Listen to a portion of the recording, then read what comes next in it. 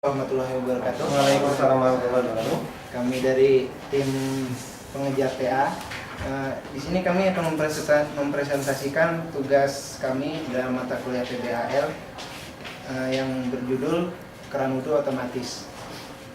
Di sini dapat kita lihat komponen yang sudah tersedia. Di sini ada power supply atau catu daya untuk arus 220 volt dan ada driver relay untuk menghubungkan arus 5 volt.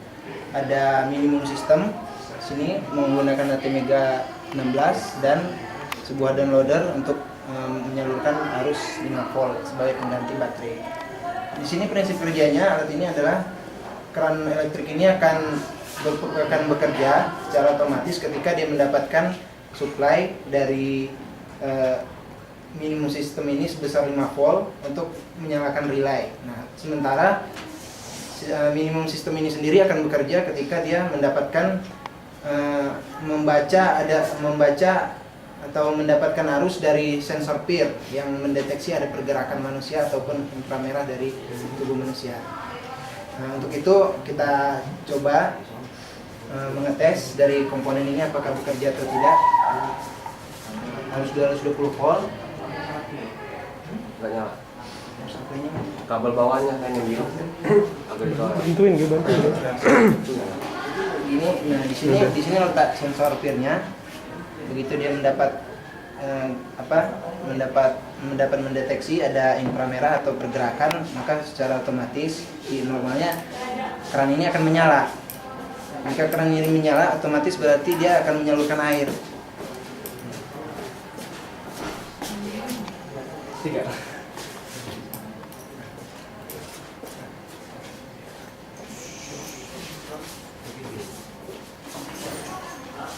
Agak error sensor inframerahnya.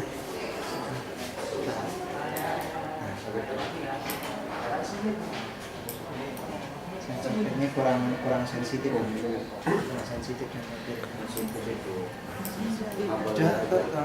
Tolong hitung. Aduh. Kasih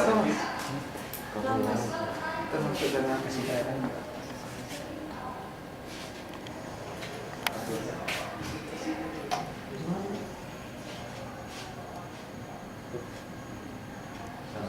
Meter kok. Sensor PIR-nya bekerja pada jarak 1 meter. Dari catu daya 5 volt juga bisa bikin ini dia cabut ini catu daya 5 voltnya baru disambung lagi. Jangan sambung lagi catu daya 5 voltnya. Lu jangan kedeketan 1 meter itunya. Sekarang posisi ini keran menyala. Kalau dia mati, lampunya apa yang dia menyala ya? Kalau lampu indikator sendiri mati. Nah, saat ini dia menyala. Begitu dia udah tidak mendeteksi pergerakan, otomatis dia mati. Gitu ya. Iya. Nunggu nggak ada airnya ini kita ngetesnya jadi Basah-basahan. kalau basah ini ruangnya. menyala, air keluar. Jadi tes enggak? Nah, bawa. Ini airnya. Nah, Tadi gue wearing kan. panas dulu ya. Nanti kalau hati-hati Harus kena kalau agak ketumpahan. Kalau ketumpahan mah Error.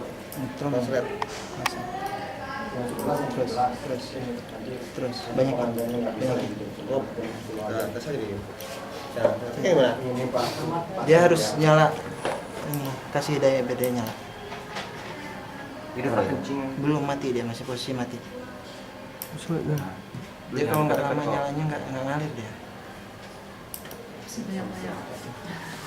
Sensornya kurang sensitif ya.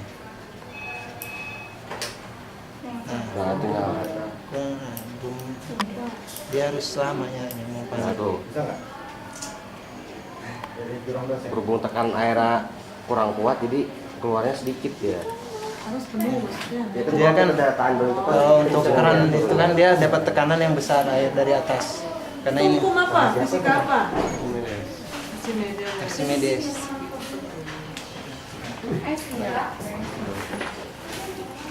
Oh, gitu ya.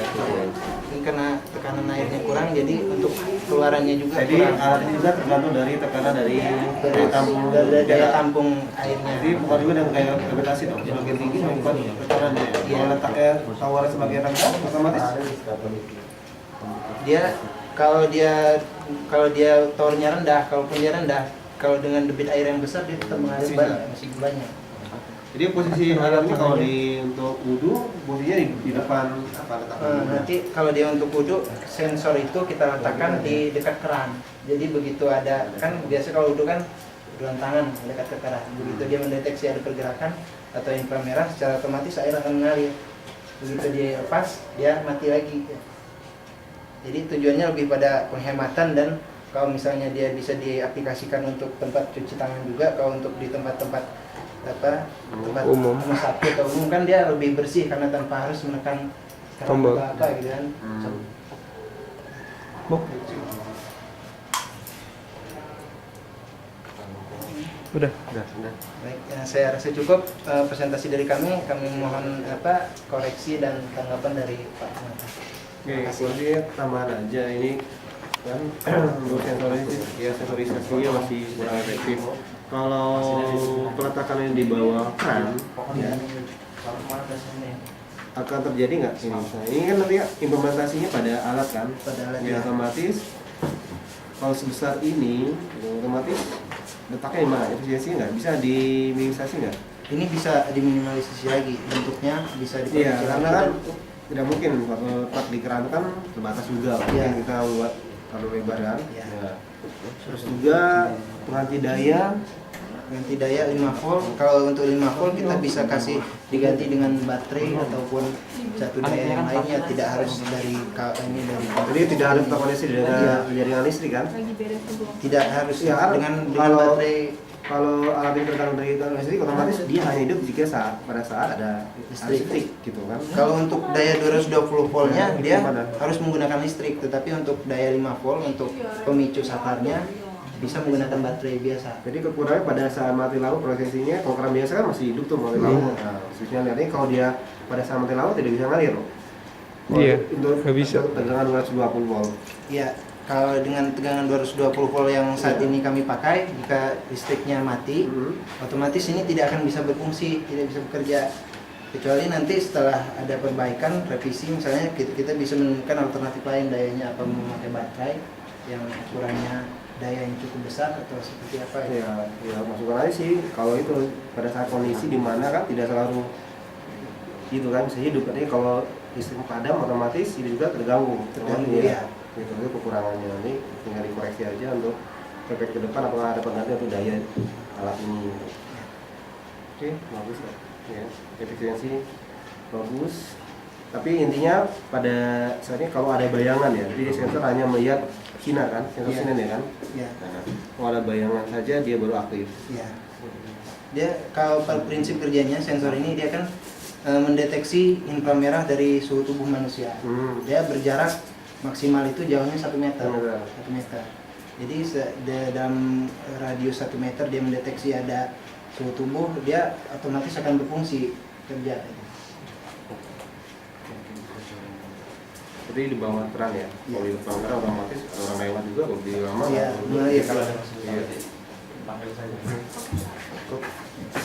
Baik, sekian presentasi dari kelompok kami. Saya akhiri. Wassalamualaikum warahmatullahi wabarakatuh. Waalaikumsalam warahmatullahi wabarakatuh.